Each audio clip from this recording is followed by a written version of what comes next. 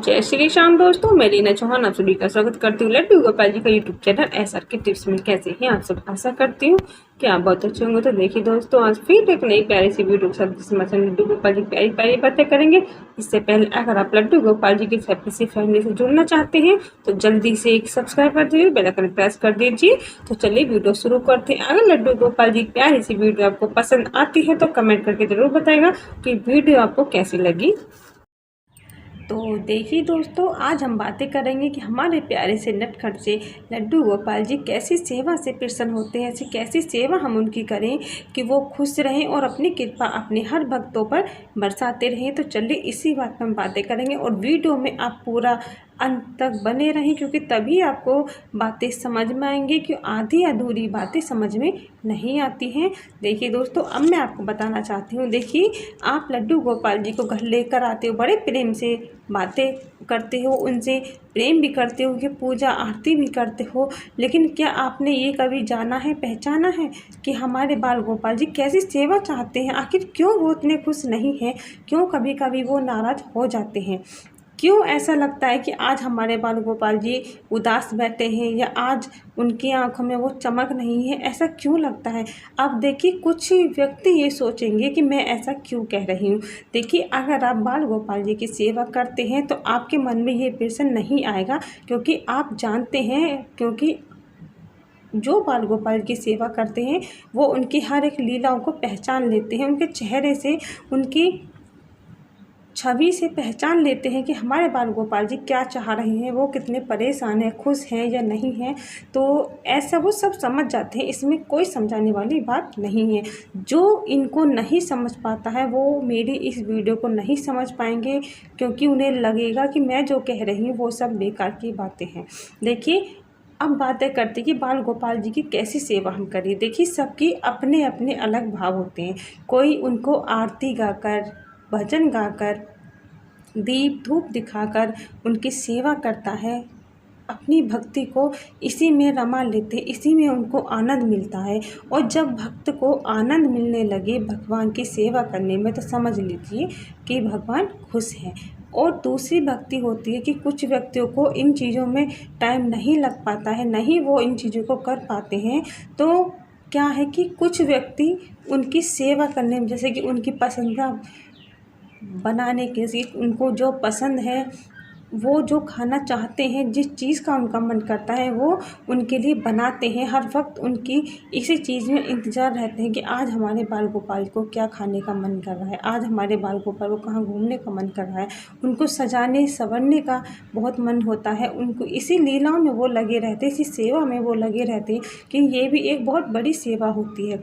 देखिए, ये दूसरी सेवा है। अब तीसरी सेवा मैं आपको बताना चाहूँगी। कुछ व्यक्ति अपने बाल गोपाल की सेवा ऐसी करते हैं कि एक पल के लिए भी उनको अपने आप से दूर नहीं होने देते हैं, चाहे समय कैसा भी हो, चाहे परिस्थिति कैसी भी आ जाए, एक पल के लिए भी उनको अलग नहीं होने देते, क्योंकि उनको ऐसी ही सेवा करने में आनंद मिलता है। देखिए, इस सेवा को करने में जो आनंद आता है वो उनके ही मन से पूछे, उनके हृदय से पूछे। लेकिन जो लोग, जो व्यक्ति ऐसे व्यक्ति को देखते हैं वो सोचते हैं कि ये बहुत पागल है, एक मूर्ति को लेकर देखो कैसा दीवाना हो रहा है, इसमें कुछ नहीं है, और इसको पागलों की तरह लिए फिरता जाता है, पता नहीं मजाक बना रखा है। लेकिन जो उस मूर्ति को, जो प्रभु की इस लीला को देखता है, वो तो सिर्फ वही भक्त जानता है जो उनकी इस सेवा में लगा हुआ है, क्योंकि उसे जो आनंद मिल रहा है, उससे जो बाल गोपाल की कृपा उस पर बरस रही है, वो कृपा सिर्फ उसी को दिखाई देती है जो हमारे बाल गोपाल की सेवा करते हैं। इसके साथ ही मैं आपको आज ये बात और बताना चाहूँगी कि ऐसी एक घटना है जिसको सुनकर आपको आश्चर्य होगा, और ये सत्य घटना है। देखिए, इस घटना को आप ध्यान से ज़रूर सुने, क्योंकि आपके मन में भी बाल गोपाल के प्रति थोड़ी सी भी भावना, या थोड़ी सी भी जो भक्ति भाव है वो कम होता हुआ दिखाई दे रहा है, तो शायद वो पूरा हो, या आपको लगे कि नहीं, मेरे प्रभु की भक्ति, मेरे प्रभु के लिए भाव मेरे मन में सदा ऐसे ही बने रहें, बढ़ते रहें और बढ़ते रहें। तो इसलिए इस कहानी को आप पूरा ज़रूर सुनें। देखिए, एक बुढ़िया माई थी। जब वो बुढ़िया माई अपने बाल गोपाल को लेकर वृंदावन घूमने और अपने बाल गोपाल को घुमाने के लिए लेकर गई, तो उसने जो उनके लिए सेवा भक्ति का जो भाव रखा अपने मन में अपने साथ, तो देखिए क्या किया उसने। अपने बाल गोपाल को अपने आंचल से ढककर इस तरह से अपने शरीर से बांध लिया कि वो गिर ना जाए। एक लंबी सी पोटली बनाई, मोटी सी, वो अपनी कमर के चारों तरफ बांध ली। उसमें अपने बाल गोपाल झूला से बनाकर इस तरह से रख लिए जिससे कि वो गिर न जाएं। देखिए, वृंदावन की जब यात्रा करते हैं तो यात्रा लंबी होती है और चलते चलते बैठना उठना भी पड़ता है, हिलना झुलना भी पड़ता है और कहीं ना कहीं छोटी मोटी ठोकरें भी लग जाती हैं। और जब ऐसी परिस्थितियाँ आती हैं तो बाल गोपाल गिर न जाए, तो ऐसा मन में भाव रखकर उसने अपने बाल गोपाल को अपने शरीर से बांध लिया। अब बाल गोपाल को बांध लिया तो परिक्रमा करते वक्त समय कितना लग जाए कुछ पता नहीं चलता। भूख भी लगती है, प्यास भी लगती है, और छोटे से बाल गोपाल हैं तो वो तो बच्चे हैं, बच्चों को तो जल्दी जल्दी भूख प्यास लगती है।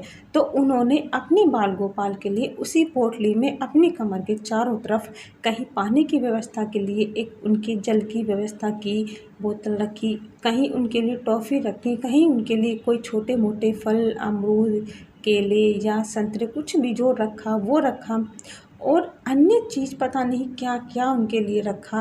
कहीं लाला को भूख न लग जाए तो मैं कहाँ से लेती फिरूंगी, जिससे कि वो परिक्रमा के मार्ग में जल्दी जल्दी ना रुकना पड़े और उनकी परिक्रमा में देर ना हो जाए। इसलिए तो उन्होंने अपने बाल गोपाल के लिए बहुत सारी चीज़ों की व्यवस्था की और अपने ही कमर के चारों तरफ रख ली जगह जगह। तो रास्ते में चलते वक्त वो अपने बाल गोपाल को थोड़ी सी दूर चलती कि लल्ला तुझे प्यास लगी होगी, ले पानी पी ले। चलते चलते ही उनको पानी पिला दिया और थोड़ी दूर चली, फिर कहा कि देख लल्ला, अगर तुझे भूख लग रही है तो मुझे अभी बता दे। तो उसे थोड़ी देर में ऐसा भाव आता है कि बाल गोपाल जी कह रहे कि मैया मुझे भूख लगी है। तो उसने चलते चलते ही अपने बाल गोपाल को पहले फल खिला दिए और थोड़ी देर बाद आगे चली, फिर कहा कि लल्ला तुझे भूख तो नहीं लगी। तो कुछ देर चलती रही, फिर लगा कि हाँ माँ मुझे भूख लगी है, और फिर अपने बाल गोपाल को फिर से कुछ खिला दिया।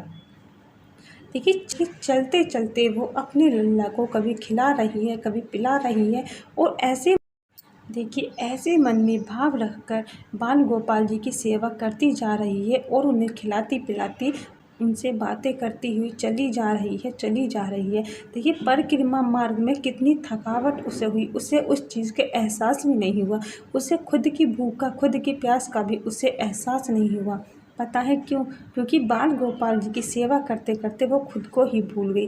जब खुद को हम बाल गोपाल की सेवा करते वक्त भूल जाते हैं तो समझ लीजिए कि हमारे प्रभु साक्षात हमारे साथ हैं, और उनके होते हुए हमें किसी भी चीज़ की कोई परवाह नहीं होती। कोई भी हमें परेशान नहीं कर सकता। उसे ना भूख लगी ना प्यास लगी, और उनकी सेवा में लीन होती गई और परिक्रमा मार्ग में राधे राधे का नाम जपती चली गई।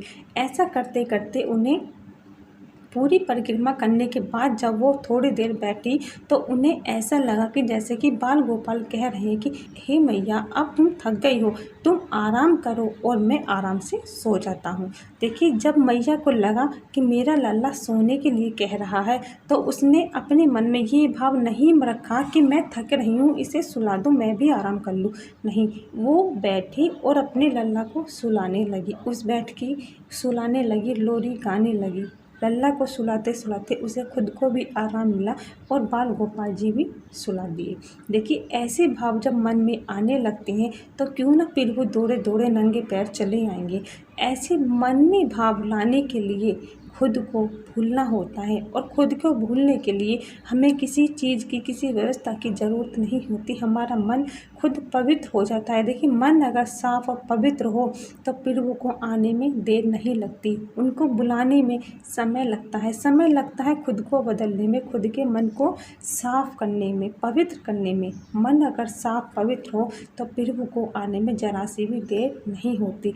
इस बात का आप ध्यान जरूर रखें। अगर आप अपने बाल गोपाल की सेवा अच्छे से करना चाहते हैं तो ये मत सोचिए कि दीप धूप लगाएं, घी का दीपक जलाएं या घर में पूजा या घर में झाड़ू पोछा करने के बाद ही हम अपने बाल गोपाल की सेवा कर सकते हैं। देखिए, अपने अपने अलग अलग भाव होते हैं। आप जैसा अपने बाल गोपाल की सेवा करने चाहें, इस तरह की सेवा करने में आपको आनंद मिलता हो वैसी सेवा कीजिए, क्योंकि उसी में प्रभु खुश होते हैं। अगर प्रभु खुश हैं तो इससे बढ़कर और हमें चाहिए ही क्या। हम भाव क्यों मन में लाते हैं, हम क्यों अपने प्रभु की सेवा करते हैं उनको खुश करने के लिए। अगर हमारे प्रभु खुश हैं तो और हमें कुछ भी नहीं चाहिए। तो आप अपने बाल गोपाल की सेवा करते रहें और उनकी कृपा आप पर बरसती रहे। इसी आशीर्वाद के साथ जय श्री राम, राधे राधे।